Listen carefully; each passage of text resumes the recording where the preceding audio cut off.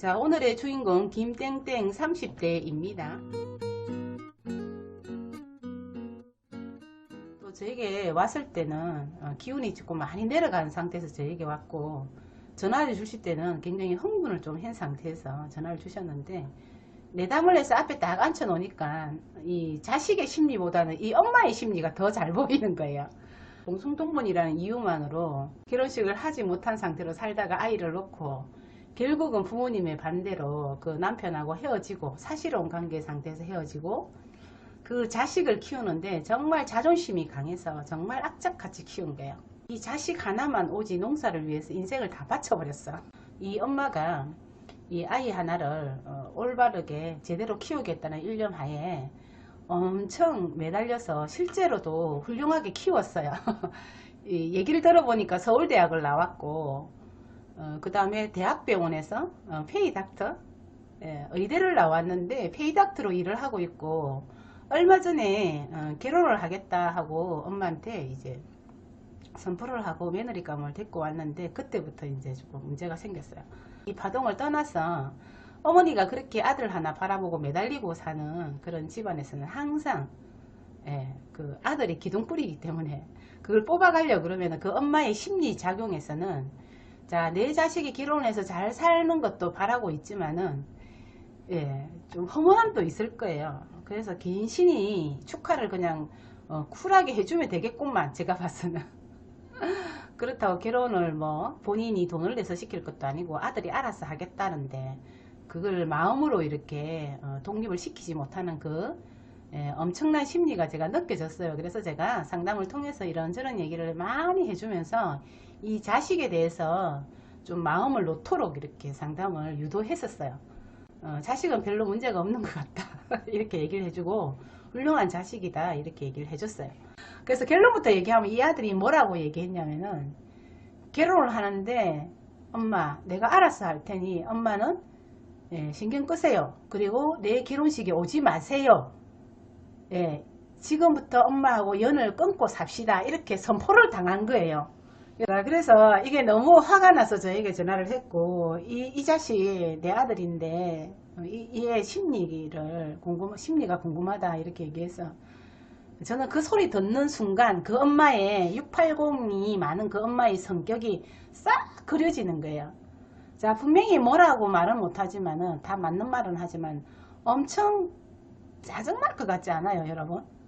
장점도 많은데 어느 부분에 대해서는 정말 너무 완벽한 것처럼 얘기하는 그런 부분, 실제로 완벽은 했겠지만 하나하나 자식에 대해서 모든 걸 간섭을 다 하는 거예요. 이렇게 그게 그 자식을 위한다고 생각하는 거예요.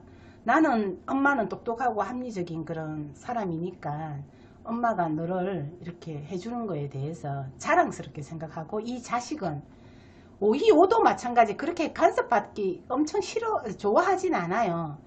사회성도 좋고 이제 양적 기운이니 어떤 모든 그런 인간관계는 깊이 사귀는 것보다 포괄적으로 얕게 사귀는 걸 더 좋아해요. 이 기질 자체가 전부 그런 성향이 많거든요. 그리고 좀 순수한 마음으로 이렇게 사귀는 성향이 많아요. 깊게 이렇게 사귀는 그런 성향들은 진짜 뭐 그 사람 골수 속에 들어가지 않겠어요. 680이 좀 깊게 사귀는 성격이죠. 이 자식한테도 거의 골수 속으로 들어가는 거예요, 그 깊이가. 그래서 그냥 자기도 모르게 참아야지 하는데도 그게 스물스물 그 속마음을 자식한테 다 들켜버린 거예요. 우리 집안에 시집을 왔으니 뭐를 요구를 했냐면은, 요즘 아이들은 뭐 살림을 참 못 배우고 이렇게 시집을 오고 가고 하니, 살림을 배워서 이렇게 분가를 해라 이렇게 같이 살자고 한 거예요, 한마디로. 아들이 기이함을 했겠죠. 이 아들이 30대 초반인데 왜 결혼을 빨리 하고 싶어 했을까요? 물론 이제 여자 자리가 2호 들어오기도 했지만 결혼을 빨리 하고 싶고 독립을 빨리 하고 싶은 마음이 있는데, 같이 살자고 하니 또 며느리 이런 시집살이도 엄청 할 것 같은 느낌이 이제 들잖아요. 엄마가 어떤 성격인지 아니까. 그래서 아들이 고민을 되게 많이 한 것 같아요. 이 엄마를 통제할 수 있는 유일한 방법은 말로 해서는 자식이 못 이기는 거예요.